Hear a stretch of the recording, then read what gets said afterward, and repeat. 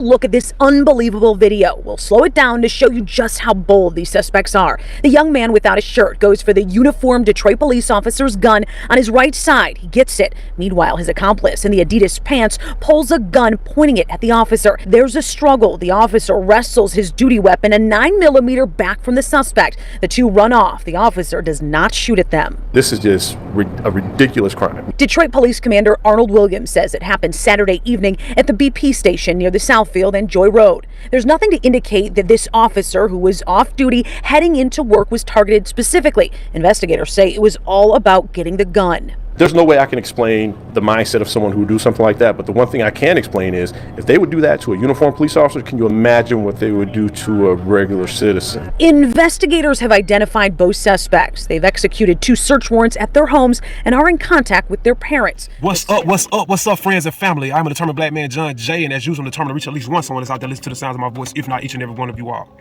Hey, look. It is a lot going on in this world out here, and I'm quite sure a lot of y'all may be aware of it, but you ain't taking it serious. And that's obvious because, as I just stated in a post, we more concerned with partying, drugging, sexing than we are with our own children, man. Y'all see what's going on out here, man. These children out here destroying one another, and it ain't all their fault. Our children are upset, our children are misguided, and now they have automatic weapons, and so they taking each other out. It's sad. I hate to see this shit because I'm raising sons. I'm raising daughters. And the last thing I ever wanted to do was to think of what would happen if something happened to one of my children. Like, I never thought growing up that this was a possibility, you know what I'm saying, that our children would be this far gone. And it's not all their fault. But we gotta accept some responsibility and some accountability. And we gotta step up. Men, I'm gonna speak to the men first because they say I'm always talking to the ladies. They say I must hate black women. As a matter of fact, I love black women. I've dated outside of my race. But at this point in my life, and for the last several years, I've been focused on my people. And not a racist bone in my body, you know? I love everybody.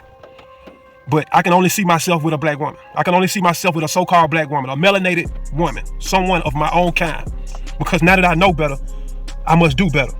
And that's the same thing I'm asking you all with every aspect of our lives. We know better. We know better. We know that a lot of this shit is lies. And we know a lot of this shit ain't doing nothing but tearing us further apart. It's to despise us. It's to break us further apart. And to create more distance and hatred for us, for our own kind. But do you see anybody else out here doing this? Any other race of people? You never hear a white woman speaking down on a white man. You never hear a Chinese man speaking down on a Chinese woman. You never hear Mexicans talking down on one another. We talk down on them, we look at them and we laugh when we see them all piled in one car, all piled in one apartment or one house. But if you really had an idea, then you would know that they got more than an idea, but they got it down. They got it down how to survive. They got it down how to make it. They got it down pat, how to economize, how to strategize, how to be wise in the way that we move, how to articulate family and pulling together as a unit. See, when we competing against one another the way that we are, whether you want to accept it or not, because I know we got a lot of middle class citizens now, you know what I'm saying? A lot of y'all went to HBCUs, got your doctorals and your masters and your bachelors, you know, and so you go on to perhaps some middle class wage job. And you start removing yourself from the struggles. You start feeling what we're going through at the bottom. And you start feeling like we can all just pull ourselves up by our bootstraps. But it's not that easy for all of us. All of us don't have the supporting cast that a lot of you all have. And I'm not making excuses. I'm just being real. Everybody don't have the supporting cast. Yeah, I might be able to get a Pell Grant. But how am I gonna get back and forth to school? How am I gonna get back and forth to class? Can I survive off of a meal card? Am I gonna promise to get a good job in my field after I go to school for these 4, 6, 8, 10 years? And the answer to that is more than likely not, especially now with the removal of DEI. Can't y'all see more and more they are stripping away anything that looks like an opportunity for so-called black people? So that to me should signify that it's time for us to be more about us. If we see that every other race of people can support and help develop one another, and we are so far behind the proverbial 8 ball that it don't make sense, then don't it make sense for us to find reason to come together rather than continue to divide and conquer and be conquered? Yeah, we're being divided and conquered. True enough, it's a systemic thing. It's a systemic thing. These things have been created through government systems to keep us in this type of mindset that we are in. Here we are, have a president uprooting DEI, civil rights, taking away black history, so-called black history. See, crazy because a lot of the history that they've taught us is wrong anyway. But now that we are starting to awaken, some of us are more awakened than we have been in the past. Now they want to take away our rights to be able to actually study and learn from that, to know exactly who we are, where we actually come from, and stop painting this narrative that we all came over here on slave ships, our ancestors, which has also created this dogma or this stigma in some of our own minds that our ancestors didn't matter. After those that fought, died, slaved, picked cotton to their bones, till the bones were showing in their fingers, got hung from trees, drugged through cities, burned, scalped, infected with deadly diseases. You mean to tell me those people didn't matter? And we wonder why it's so much hate and hurt in our community, because our ancestors are pissed, man. We got to learn how to start back acknowledging our ancestors and our forefathers. They pioneered a lot of the stuff that you use today, but you wouldn't know that because you've been lied to, and you've been deceived, and you've been convinced that some other person did that, and that we ain't even capable of doing that. A lot of people say, what does it matter about the color of the man so-called Jesus? Because if I can't see myself being a God, if I can't see myself being in that light, then a lot of times those type of things tend to cause you mental blockage, where you will start looking up to whoever it is that that's, or supposedly that's the color, or that's those people. Now you're looking up to them in superiority.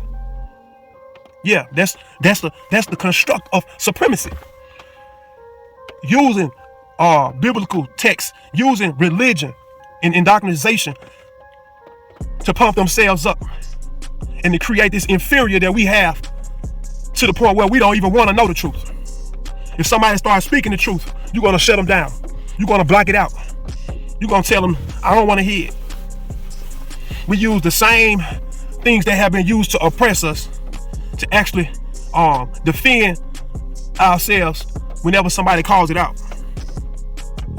Like, if I can show you that the Bible has been reconstructed numerous of times, and it was objective, and it had reasons to why they did it the way they did it, and they chopped and screwed it the way they did it, so that it would keep you from knowing exactly who you are, keep you from being empowered the way that you should be. If I can show you this, why would you not want to learn that? Why would you not want to see that? Because you're afraid to learn, because you have been taught this one way, and now you feel like that's the only way. That's a part of the indoctrination. That's a part of the systemic way to create this idea in your head that this is all it is. This is the only way. And so that you would only support that way. But I've never been the type to just sit back and accept what other people deal me. It's probably why I have so many problems actually being the real me with other people, because majority of people out here, they don't appreciate real. They don't appreciate the truth. I've had even my own family to tell me to just go along with the program because it makes people feel good. These holidays, I keep telling y'all, paganistic. But y'all be some of the same people hooping and hollering about the Bible, hooping and hollering about church, hooping and hollering about spirituality. But here you are, serving multiple masters. Yeah, it ain't no easy or simple way to look at it. That's it. You're worshiping pagan gods with most of these holidays because that's what they've been created in the likeness of. But little do you know, because you don't want to do the research. And you damn sure don't want to listen to somebody like me because I look like you, so you feel like I ain't supposed to know. But see, I'm the person that deep dives. I'm the person that stays awoke late at night and up early in the morning because it won't let me rest. And I guess that's why I can say that perhaps I'm one of the chosen. Perhaps I'm one of God's chosen people to spread the truth. Yeah, I don't know it all. And I don't live it all to the fullness thereof myself. I still have a lot of imperfections, and I'm gonna forever have some imperfections. But this is my perfect imperfection. The fact that I'm able to actually check myself and to stay within a discipline and to get myself on course and in line to do what's right, to be a more godly person, and to spread more love and understanding to this world. It hurts me to see my people so down and disabled. Like it's only a select few of us that can make power moves. And I know it's, like I said, it's been stripped away from us several times. Black Wall Street has been created over 4 times in this country. 4 or 5 times. We had our own everything. And the government saw that, and they came in and destroyed it. There's proof of that. There's proof of that. There's much proof of that. Rosewood, Black Wall Street. It's been happening in some part of Virginia. A lot of places we have had our own, y'all. And I'm talking about back in the days when, I mean, really, you had to get it out the mud. And it wasn't no government contracts for us. It wasn't no government kickbacks for us. It was just straight grinding, you know what I'm saying? And the fact that some of us that would get a little bit ahead of the others wouldn't just treat the others as though they were just ahead of them. We would reach back and we would teach and we would create other ways so that everybody could eat. Everybody could be a part of the system. Everybody could be a part of the government. Everybody could be a part of this and that, you know what I'm saying? So we was all involved. So when you look at what you're looking at now today, you know what I'm saying? What they call a democracy, which is more of a bureaucracy than a democracy, or a republic. It's none of that. It's a capitalist society. It's all about money. Whoever has the biggest purse, whoever has the biggest wallet, that's who dictates law. That's who dictates the way that things are published and announced throughout media and policy. Don't get it twisted. So it ain't just about your votes. It ain't just about what you believe in. It's about what's real.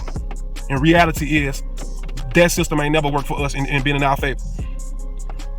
Either side may have done some things that appear to be favorable for us, but it was all in the name of capitalism. It was all in the name of power. And that's why the poor continue to get poor. And if you look around, the rich are doing everything they can to stamp us out. Be clear what these guys really want to do. Do you think that Elon Musk is staying up night just worrying about excessive spending in the CDC? I don't think so. At the end of the day, what these guys want and what Trump wants is to cut programs that working class people need. They're talking, the House Budget Committee released their report, their budget, $880 billion in cuts to Medicaid. Do you know what that means? It's not only that millions of people, kids, are going to be thrown off the health insurance they have, devastating to nursing homes, 40% of the revenue coming into community health centers. 30 million people get their health care, community health centers. That's coming from Medicaid. You cut Medicaid, you're going to dismember an already broken health care system. What are they going to do with that money? They're going to give it to tax breaks for the richest people in America. Over $1 trillion goes in tax breaks to the top 1%. That is what these guys want. They want more wealth. They want more power. American people are going to have to stop them.